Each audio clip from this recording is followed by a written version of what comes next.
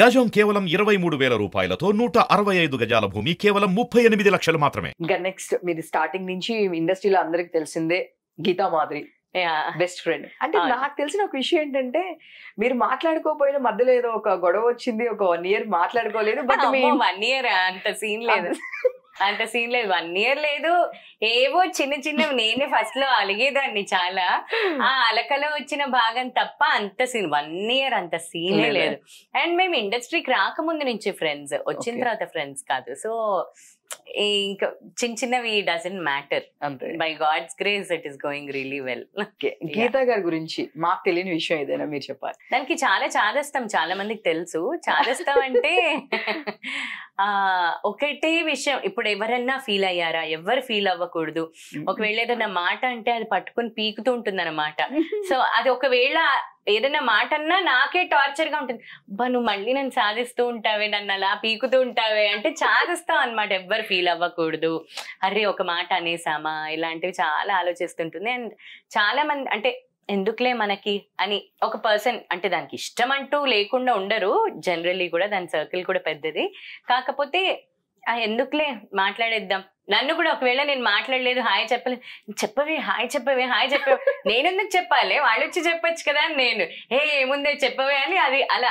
So ఇలాంటివి చాలా అంటే దాని బిహేవియర్, దాని మంచితనమే దాన్ని డెఫినెట్లీ ఆ లెవెల్లో ఉంచి. అదే అందరికి తెలిసిందే, తన వాయిస్ తో అలా పాడిందంటే అందరు సూపర్. అసలు రామచరణ్ గారి సాంగ్స్ అయితే అసలు ఎవరు మర్చిపోలేదు. అదే అంటే అన్ని పాటలు, అది మెలడీ పాడినా, ఫాస్ట్ నంబర్ పాడినా, 7 పాట పాడిన, బాహుబలిలో, సో ఇలా అన్ని జానర్స్ పాడింది, అది జానర్స్ పాడింది. సో నాకు అన్ని పాటలు ఇష్టమే అండ్ అదే మెయిన్ గా ఇష్టం. తను మెయిన్ ఇష్టం, తర్వాత సాంగ్స్. సో మీరందరూ మ్యూజిక్ స్కూల్లో ఫ్రెండ్స్ కదా రామాచారి గారి? అవునవును, రామాచారి గారి దగ్గర లిటిల్ మ్యూజిషియన్స్ అకాడమీ. అండ్ అది ఇప్పుడు సందర్భంగా నేను చెప్పబోతున్నాను. And it is turning 25 years అనమాట లిటిల్ మ్యూజిషియన్స్ అకాడమీ. దాని గురించి ఫండ్స్ రేస్ చేస్తున్నాము. అంటే ఒక బిల్డింగ్ కట్టుకోవాలి అని చెప్పి. అది 21st మనకి పెద్ద ఈవెంట్ జరగబోతుంది శిల్పకళా వేదికలో. సో దాని గురించి అంటే 25 years గా ఉన్నా కూడా అంత అంటే బిల్డింగ్ కట్టుకునేంత డొనేషన్స్ ఏం రాలేదు. ఎందుకంటే సార్ ఫ్రీగా నేర్పిస్తారు, మేమందరం కూడా ఫ్రీగానే నేర్చుకున్నాం. సో అంటే ఒక బిల్డింగ్ కట్టడానికి ఇప్పుడు డొనేషన్స్ ఆల్రెడీ కొన్ని రేస్ చేసాము, ప్రోగ్రామ్స్ చేసి అంతా కూడా. సో ఇప్పుడు చాలా పెద్ద ఎత్తున చేస్తున్నాం అనమాట. సో అది 21st we are racing funds. So ఎవరన్నా కూడా ఈ సందర్భంగా చెప్తున్నాను, ఎవరన్నా కూడా who is interested to donate please మీరు కింద కమెంట్స్ లో చేయొచ్చు. అండ్ నేను ఎట్లా ఎవరైనా అప్రోచ్ అవ్వాలి, నేను కింద నంబర్ పోస్ట్ చేస్తాను, నేను మీకు చెప్తాను.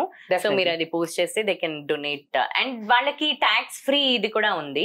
సో వాళ్ళు they can do it. Super super. Saketh నేను దాన్ని చాలా ఇంటర్వ్యూస్ చేస్తూ ఉన్నాను, నేను చేశాను కూడా ఒక 2-3 times. అస్సలకి మామూలుగా ఫన్ కాదనమాట. తనతో ఉన్నాము అంటే నవ్వుతూనే ఉంటాము. చాలా అల్లరి. ఇప్పుడు ఏజ్ వచ్చింది అంటే కొంచెం 30లోకి వచ్చాడు కాబట్టి అలా ఉన్నాడు. కానీ ఇప్పటికీ చిన్నప్పటి నుంచి అంటే మేము కూడా నా 10th నుంచి చూడడం జరిగింది సాకేత్ ని. సో అలా చాలా చాలా చాలా నాటీ ఉండేవాడు. But at the same time he's very very good at heart. ఎవరికైనా ఏదైనా చెయ్యాలంటే చేసేస్తాడంతే. డబ్బుల గురించి ఆర్ వాడి సెల్ఫ్ గురించి ఏం ఆలోచించకుండా డెఫినెట్లీ చేసేస్తాడు. సో ఒక్కసారి క్లోజ్ అయితే మాత్రం అంతే. ఇంకా చాలా మంది కూడా సాకేత్, నేను ఇంకో వేరే సింగర్స్ కూడా చేసేటప్పుడు కూడా సాకేత్ అన్న మాకు సపోర్ట్ చేస్తాడు, సాకేత్ అన్న సపోర్ట్ బాగుంటుంది, వేరే వాళ్ళకి సజెస్ట్ చేయడం.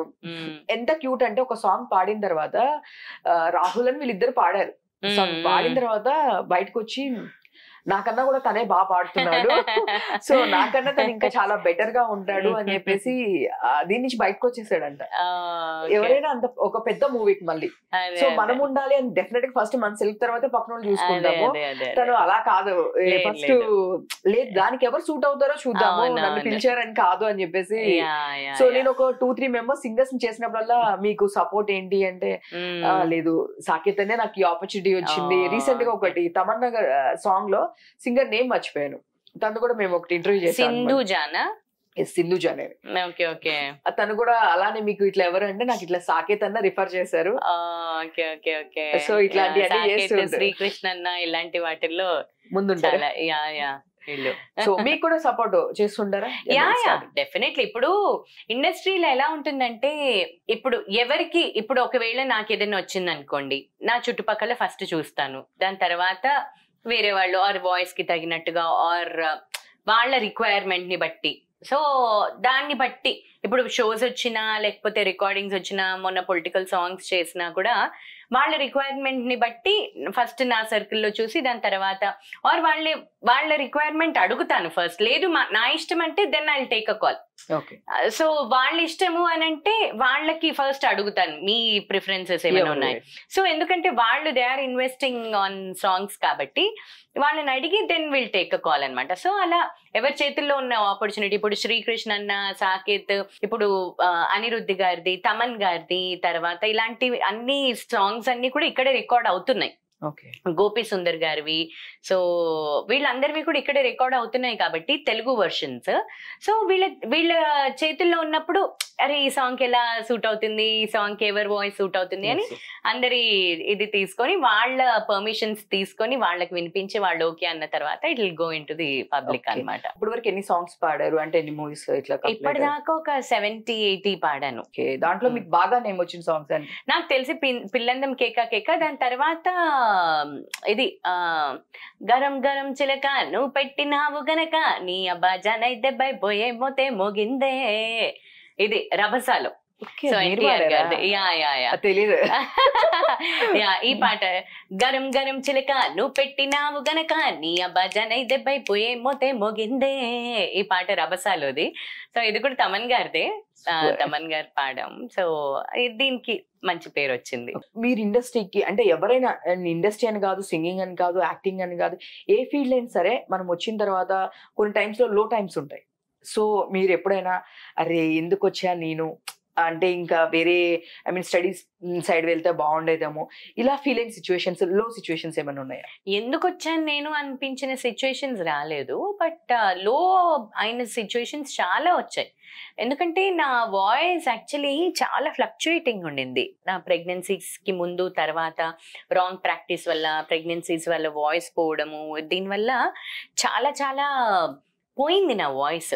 సో అది ఇంకా ఇప్పుడు తెచ్చుకునే ఒక దీంట్లో ఉన్నాను, ప్రాసెస్లో ఉన్నాను.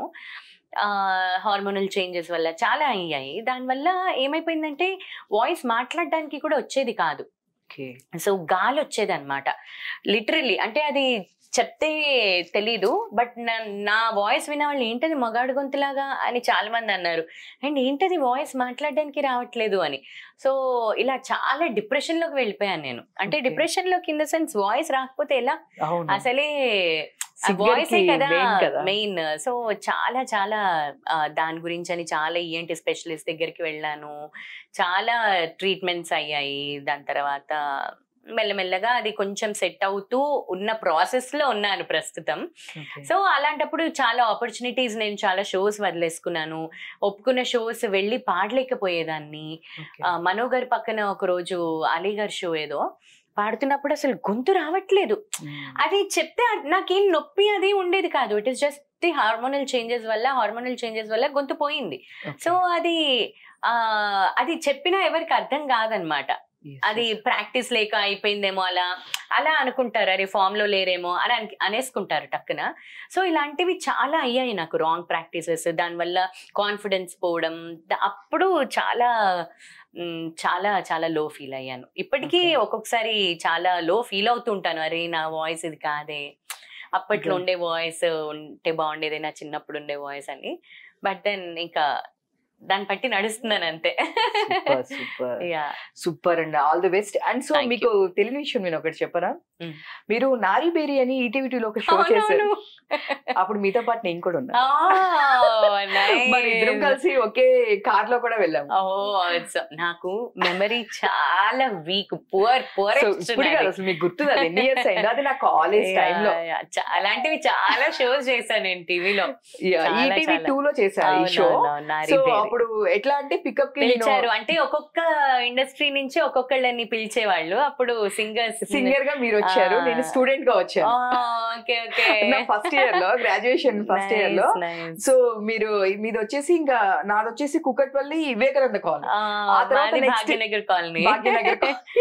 సో ఫస్ట్ నేను పిక్ చేసుకున్న తర్వాత నన్ను పిక్ చేసుకున్నారు, రిటర్న్ లో కూడా నన్ను డ్రాప్ చేసాక మిమ్మల్ని డ్రాప్ చేశారు. ఆ రోజు నేను చాలా మాట్లాడుతూ ఉన్నా ట్రావెలింగ్. సారీ నాది చాలా అసలు మామూలుగానే మెమరీ వీక్, ప్రెగ్నెన్సీస్ డెలివరీస్ తర్వాత మొత్తానికి పోయింది. లేదు ఇప్పుడు కాదు, చాలా ఇయర్స్ అయిపోయింది కాబట్టి. సో కాకపోతే నేను చెప్తున్నా ఆ షో వెరీ నైస్, అంటే చాలా నాస్టాలజిక్ గా ఉంది చెప్తుంటే. నారీ బేరీ అనగానే అరే వావ్ అనిపించింది. సో ఇన్ని ఇయర్స్ తర్వాత మళ్ళీ జర్నీ ఇప్పుడు ఇలా కలిసాం. Super and all the best. Thank you. So acting లో అసలు సూపర్ ఉన్నారు మీరు. నెక్స్ట్ యాక్టింగ్ లో కూడా మంచి దీని నుంచి రావాలని ఎక్స్పెక్ట్ చేసిన నేనైతే. నాకు ఉన్నదే సరిపోవట్లేదు సరిగ్గా మేనేజ్ చేసుకోవడానికి, ఇంకా మళ్ళీ నువ్వు అది కూడా అంటున్నావు. అదే. సో మరి అయితే మీరు స్టూడియో ఎప్పుడు పెడతారు? స్టూడియోనా? ఏం స్టూడియో? రికార్డింగ్ స్టూడియోనా? యాక్చువల్లీ మా అన్నయ్యకి ఉంది ఆ ప్లాన్, అంటే ఆ థాట్, ఆ విష్ ఉంది మా అన్నయ్యకి. సో మా అన్నయ్య పెడతాడేమో చూడాలి. ఓకే. సో అంటే ఆల్రెడీ మీరు ఎట్లనో సింగింగ్ లో ఉన్నారు, సో అందరు మీ ఫ్రెండ్సే, సో వచ్చేవాళ్ళు మ్యాక్స్ ఆఫ్ మీ ఫ్రెండ్సే ఉంటారు, పాడేవాళ్ళు కూడా. సో ఎట్లనో ఒక ప్లాన్ ఆఫ్ యాక్షన్ ఉంటుంది కదా ఎక్కువ. ఇప్పుడు చాలా మంది చూస్తున్నాం, మన సాకేత్ కూడా ఒక స్టూడియో పెట్టాడు, నేను అక్కడికి వెళ్ళి ఇంటర్వ్యూ చేశాను. Nice nice. సో చూద్దాం, అంటే హౌ ఇట్ గోస్ అనేది తెలియదు కదా. మా అన్నయ్యకి అయితే చాలా ఉంది. నా సెటప్ అయితే మామూలుగా ల్యాప్టాప్, తర్వాత మైక్, ఇవన్నీ దానికి కావాల్సిన టెక్నికల్ ఇవన్నీ కొని ఉంచాను. బట్ స్టూడియో స్టార్ట్ చేస్తానా, ప్రాపర్ ప్రొఫెషనల్ స్టూడియో అనేది ఇంకా తెలియదు. ఓకే సూపర్, అది కూడా స్టార్ట్ చేసేయండి.